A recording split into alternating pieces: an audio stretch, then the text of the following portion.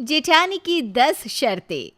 अगर घर में शादी के लायक बेटा या बेटी हो तो सबसे ज्यादा चिंता माँ को ही होती है ना। हमारी कावेरी भी इसी समस्या से गुजर रही थी। लेकिन यहाँ दिक्कत ये थी कि उसके बेटे के लिए रिश्ते तो काफी आ रहे थे, लेकिन कावेरी का छोटा बेटा ही शादी के लिए मना किया जा रहा था। दादी, आपको पता है मेरे सारे दोस्तों की चाची आ गई है। वो उनके लिए चॉकलेट्स तोहफे भेजती है। एक मेरी ही चाची नहीं आई। अरे बेटा, मैं क्या करूं, तेरे चाचू नहीं मान रहे तो। देख अनुज, अब तो चिंटू को भी चाची चाहिए। माँ, इसे बीच में मत लाओ ना। मुझे पता है आपने इसे चॉकलेट दिया है ये सब बोलने के लिए। अरे पर ये भी तो सच है ना कि इसके सारे दोस्तों की चाची आ गई है। तू क्यों मना कर देता है हर बार? आपको ये तो पता है कि इसके सारे दोस्तों के पास चाची है, तो ये भी पता होगा कि उनकी शादी के बाद उनका सारा परिवार अलग हो गया है। अब वो अपने चाचा चाची के साथ नहीं रहते हैं। हाँ चाचू, अब सही कह रहे हैं। मेरे सारे दोस्त अपने चाची से अलग ही रहते हैं। देखा देखा माँ, सारी लड़कियां ऐसी होती हैं। अच्छा, ऐसा आपसे किसने कह दिया देवर जी? अरे भाभी, मैं आपकी बात नहीं कर रहा हूँ। हाँ तो ज्योति भी तो लड़की है और इस घर की बहू है। इसने तो घर को कितने अच्छे से संभाला हुआ है। अरे तभी तो मैं आपसे कह रहा हूँ कि आपको क्यों खराब करनी है घर की सुख शांति। सब कुछ इतने अच्छे से भाभी ने संभाला हुआ है तो। अरे ये क्या बात हुई? मुझे भी तो देवरानी का सुख चाहिए कि नहीं देवर जी? भाभी, आजकल आपको पता भी है लड़कियां कैसी होती है। आने से ही उन्हें अलग परिवार, अलग घर, सब कुछ अलग चाहिए। भाइयों को साथ नहीं रहने देती, सबको अलग कर देती है। अगर कोई ऐसी लड़की आ गई जो आपके साथ सारा दिन झगड़ा करती रही तो। अरे पहले से नेगेटिव क्यों सोच रहे हो तुम अनुज? ज्योति सही कह रही है। अभी तो 28 का हो गया, तेरी उम्र हो गई है शादी की। इसके बाद कोई अच्छी लड़की नहीं मिली तो? मैं कोई लड़की ढूंढ भी नहीं रहा हूँ माँ, मुझे शादी नहीं करनी। अरे लेकिन लेकिन कुछ नहीं, मैं जा रहा हूँ। दुकान पे भैया मेरा इंतज़ार कर रहे होंगे। अनुज के मन में ये बात घर कर चुकी थी कि उसकी शादी के बाद शायद उसकी पत्नी इस घर के बंटवारे ना करवा दे, इसलिए इतने सालों से वो शादी के लिए मना करता आ रहा था। लेकिन अब उसकी उम्र को देखते हुए उसकी माँ को उसकी चिंता खाई जा रही थी। ज्योति, मुझे तो कुछ समझ में नहीं आ रहा अब कैसे अनुज को शादी के लिए राजी करे। माँ जी, उसके मन का डर तब तक नहीं जाएगा जब तक उसे विश्वास ना हो जाए कि उसकी ज़िंदगी में जो लड़की आएगी वो उसे और उसके परिवार को दोनों को अपना लेगी। अरे लेकिन ये कैसे होगा? हम कैसे अनुज को विश्वास दिलाए कि अच्छी लड़कियां भी है जो परिवार को स्वर्ग बना देती है? माँ जी, शायद अगर वो किसी लड़की को रोज़ देखे इस घर में रहते हुए, इस परिवार के साथ मिलते जुलते हुए, तब जाकर उसका मन बदल जाए शायद। शादी के पहले कौन इस तरह यहाँ आकर रहेगा बेटा? माँ जी, आजकल हर लड़की भी चाहती है कि शादी करने से पहले वो अपने होने वाले ससुराल वालों को जान ले। अच्छा, तेरी नज़र में है क्या कोई ऐसी लड़की? हाँ, एक लड़की है तो सही, जो हमारे साथ यहाँ आकर रहने को तैयार हो जाएगी। तुझे लगता है कि शादी के पहले लड़का लड़की का यूं साथ रहना ठीक होगा? माँ जी, हम लड़की को यहाँ लाएंगे ज़रूर, लेकिन उसके कई सारे दायरे होंगे। हम शादी से पहले उसे और अनुज को कुछ भी ऐसा नहीं करने देंगे जो सही ना हो। तुझे लगता है इससे अनुज का मन बदल पाएगा? ये आखिरी मौका है हमारे पास अनुज को शादी के लिए मनाने का। अगर इससे भी कुछ नहीं हुआ तो शायद फिर हम कभी भी अनुज को नहीं समझा पाएंगे। अरे लेकिन तुझे लगता है कि वो लड़की इस घर में एक अच्छी बहू और अनुज की पत्नी की तरह रह कर अनुज का मन शादी के लिए बदल पाएगी? अब माँ जी, ये तो मैं भी नहीं जानती हूँ ना। अब ये तो हमें वक्त ही बताएगा कि अनुज शादी के लिए मानता है या उसका इरादा और भी पक्का हो जाता है शादी ना करने के लिए। ज्योति और कोमल ने यह फैसला लिया था कि ज्योति की बहन की सहेली बरखा इस घर में शादी से पहले उस तरह रहेगी जिस तरह एक बहू रहती है, क्योंकि बरखा भी कोई ऐसा ही घर ढूंढ रही थी जहां उसे अपने ससुराल को शादी से पहले जानने का मौका मिल सके। लेकिन इन सब के बीच ज्योति ने कई सारे नियम बता दिए बरखा के इस घर में रहने के लिए। अनुज, ये बरखा है जिसके बारे में हमने तुझे बताया था। ये आज से 2 महीने तक यहीं रहेगी और 2 महीने के बाद अगर तुम दोनों को लगता है कि तुम दोनों एक दूसरे से शादी कर सकते हो तो हम इस बात को आगे बढ़ाएंगे, नहीं तो शादी की बात यहीं ख़त्म कर देंगे। क्योंकि शादी के पहले बरखा यहाँ रह रही है, इसलिए मैंने कुछ शर्तें रखी है जिससे तुम दोनों मर्यादा में रह सको। भाभी, आपको शर्तें बताने की कोई ज़रूरत नहीं है, क्योंकि मेरा मन नहीं बदलने वाला और ना ही मैं बरखा के करीब आने वाला हूँ। मैं जानती हूँ कि आज से पहले शायद ही किसी घर में ऐसा हुआ होगा, लेकिन मैं आपको विश्वास दिलाती हूँ कि मैं हर शर्त को मानूंगी, किसी भी मर्यादा को नहीं तोड़ूंगी। बरखा बेटा, सच कहूँ तो मुझे तुमसे काफ़ी उम्मीद है। मैं पूरी कोशिश करूंगी कि मैं आपकी उम्मीद पे खरा उतर सकूं माँ जी। तो ठीक है, आज से ये तय रहा कि बरखा हमारे साथ रहेगी। बरखा, तुम गेस्ट रूम में अपना सामान रख लो। जी भाभी। अनुज, जाओ बरखा को गेस्ट रूम दिखा दो। मैं? हाँ तो तुम नहीं तो और कौन, जा। हाँ जा रहा हूँ, चिल्ला क्यों रही हो? अरे जा चल। सारा परिवार इसी कोशिश में था कि अनुज का शादी के प्रति नजरिया बदल जाए, लेकिन अनुज था कि अपनी मर्जी से टस से मस होने को तैयार नहीं था। ये रहा आपका कमरा। एक बात पूछूं? अब ये मत पूछना कि क्यों शादी नहीं करना चाहता। मैंने अपने कितने ही दोस्तों को देखा है शादी के बाद अपने माता पिता को, अपने भाई भाभी को छोड़ते हुए। मैं ये सब अपनी ज़िंदगी में नहीं चाहता हूँ। मैं ये सब जानती हूँ, मैं तो बस ये पूछना चाहती थी कि क्या हम दोस्त बन सकते हैं? मैं नहीं कहती हूँ कि हमें शादी करनी चाहिए, वो तो हम बाद में सोच लेंगे, लेकिन हम दोनों दोस्त तो रह सकते हैं ना? दोस्त? अब मैं इतनी भी बुरी नहीं दिखती कि तुम मेरे दोस्त भी ना बन सको। अरे नहीं नहीं, तुम तो काफ़ी अच्छी दिखती हो, बिल्कुल कटरीना जैसी। क्या? मेरा मतलब है अच्छी दिखती हो ऐसे। हाँ, हम दोस्ती कर सकते हैं। Thank you. बरखा को घर में आए 10 दिन हो चुके थे, लेकिन अनुज का अभी भी बरखा की तरफ कोई खास ध्यान नहीं था। उसे लग रहा था कि वो बस अच्छी बन रही है उसके परिवार के सामने। भाभी, आपको कैसे पता है कि ये अच्छी लड़की है? आपके सामने तो अच्छा बर्ताव ही करेगी ना। तो तू क्या चाहता है कि मैं क्या करूं जिससे पता चले कि ये अच्छी है या बुरी? अरे भाभी, आप उसकी परीक्षा लो, उससे काम करवाओ, उसे जाल में फंसाओ, फिर देखना उसका असली चेहरा कैसे सामने आता है। अच्छा ठीक है, ये भी सही है। फिर हमें भी पता लग जाएगा कि ये हमारे साथ शादी के बाद रह सकती है या नहीं।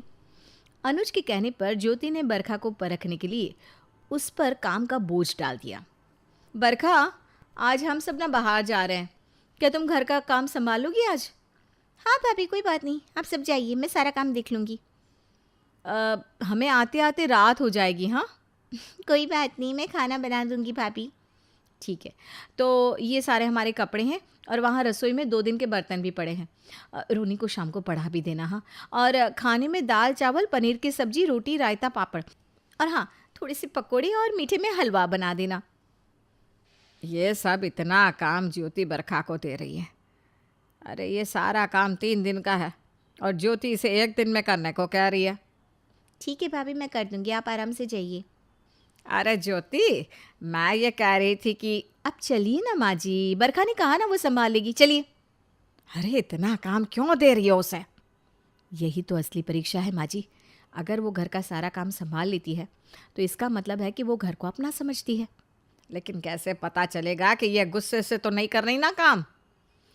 अनुज ने कहा है कि वो नज़र रखेगा, इससे उसे भी पता चलेगा कि बरखा उसके लायक है कि नहीं। ठीक है ठीक है, चलिए अब चलते हैं। बरखा के ऊपर इतने सारे काम को छोड़ने के बाद अनुज को पता था कि बरखा ज़रूर अपना गुस्सा दिखाएगी और इस घर का काम नहीं करेगी, इसलिए वो चुपके से उसके ऊपर नज़र रख रहा था। अब देखता हूँ ये क्या काम करती है। रसोई में जा रही है, अभी सारे बर्तन फेंक देगी, देखना। अरे ये तो सारे बर्तन साफ कर रही है। इतने सारे बर्तन देखकर उसे गुस्सा नहीं आ रहा। अनुज पूरा दिन बरखा पर नज़र रखे हुए था, लेकिन बरखा घर को ऐसे संभाल रही थी जैसे उसका खुद का घर हो। अब रोनी के ऊपर तो ज़रूर चिल्लाएगी, इतनी देर से उसे तंग कर रहा है। रोनी आओ यहाँ, मैं तुम्हें खाना खिला देती हूँ, आ जाओ। अरे वाह, आपने इतना सब बनाया है। और तुम्हारे लिए आलू का पराठा भी बनाया है, तुम्हें पसंद है ना? अरे इसने तो पहले से सारा दिन इतना काम किया है, खाने के लिए इतना सब बनाया है, फिर भी रोनी को अपने हाथ से खिला रही है।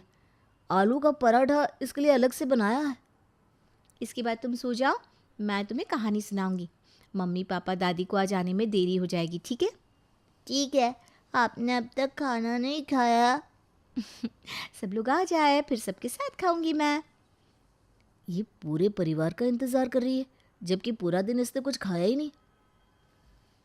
बरखा की इतनी कोशिश देखकर अनुज का दिल कहीं ना कहीं पिघल ज़रूर रहा था, लेकिन वो मानने को तैयार नहीं था कि वो बरखा को पसंद करने लगा है। वो रसोई में खड़ा गाजर खा रहा था और अपनी भाभी से बात कर रहा था। पूरा 1 महीना हो गया है बरखा को यहाँ रहते हुए। अब क्या कहना है आपका देवर जी? हाँ ठीक ही है लड़की, लेकिन मैं अब भी शादी तो नहीं करना चाहता। अरे अब क्या दिक्कत है? अरे क्या पता उसे हमारी प्रॉपर्टी से मतलब हो तो। शादी के बाद हम दो भाइयों को अलग कर दे तो। अच्छा ये बात है, तो ठीक है, आपकी ये तकलीफ़ भी दूर कर देते हैं फिर। मतलब अभी बताती हूँ आपको, आइए मेरे साथ बाहर। बस जैसा करती जाऊँ मैं वैसा ही आप भी करते जाना। ठीक है, चलिए देखते हैं कि आप कैसे इसकी परीक्षा लेती हैं। ज्योति और अनुज ज़ोर ज़ोर से झगड़ा करने लगे, जिसे देखकर कोमल और मोहित भी बाहर आ जाते हैं। अरे क्या हुआ? किस बात के लिए दोनों इतना लड़ रहे हो? क्या हुआ भाभी? इसे देखिए ना, कितना नुकसान करके आया है दुकान में। मोहित, मैंने आपसे पहले ही कहा था कि इसे दुकान से बाहर निकाल दो। ये क्या बोल रही है ज्योति? ऐसा तो कुछ भी नहीं हुआ है। ज्योति कोमल और मोहित को आंख से इशारा करके समझा देती है कि ये सब नाटक है। अब हाँ, सही कह रही हो तुम ज्योति। मैंने इसे कितने मौके दिए, लेकिन अब ये दुकान में नहीं रहेगा। अरे तुम दोनों भाई हो, अभी तक अनुज की शादी भी नहीं हुई। नहीं, ऐसा मत करो। माँ जी कितनी ओवर एक्टिंग कर रही है। हाँ हाँ, निकालना है तो निकाल लो। बरखा, तुम मुझसे शादी करोगी अगर मेरे पास कुछ भी नहीं रहा तो? मैंने कभी ये सोचा ही नहीं कि मेरे पति के पास पैसा होगा तो ही मैं शादी करूंगी। मुझे तो बस परिवार का साथ चाहिए। अगर परिवार के पैसे छोड़ने भी पड़े तो कोई बात नहीं।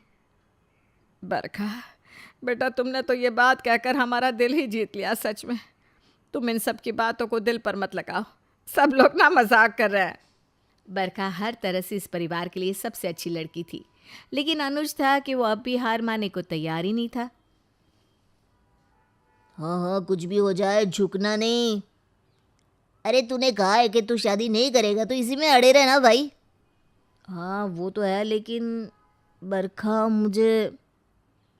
बरखा जैसी और भी आ जाएंगी भाई, लेकिन तू जुबान से मत जाना। हाँ ऐसा है तो उसके साथ वक्त बिता, फिल्म में जा, ये भी कर सकता है। इस सब के लिए शादी की थोड़ी ना ज़रूरत है। हाँ ये बात तो है। अनुज को बरखा के करीब जाना अब अच्छा तो लगता था, लेकिन बात ये थी कि ज्योति की शर्तें इस बारे में उसे पता नहीं थी। बरखा, तुम आज फ्री हो तो हम फिल्म देखने चलते हैं। वो मैं नहीं, शादी के पहले बाहर फिल्में देखने जाना मना है। मैंने कहा था ना, कुछ शर्तें हैं बरखा की यहाँ रहने की। लेकिन भाभी फिल्म ही तो है। नहीं मतलब नहीं। ठीक है, यहीं साथ में बैठकर सोफे पे टीवी देख लेते हैं, आओ। नहीं, ये भी नियम के खिलाफ है, साथ में सोफे पे बैठना। अरे भाभी, आप और आपकी शर्तें।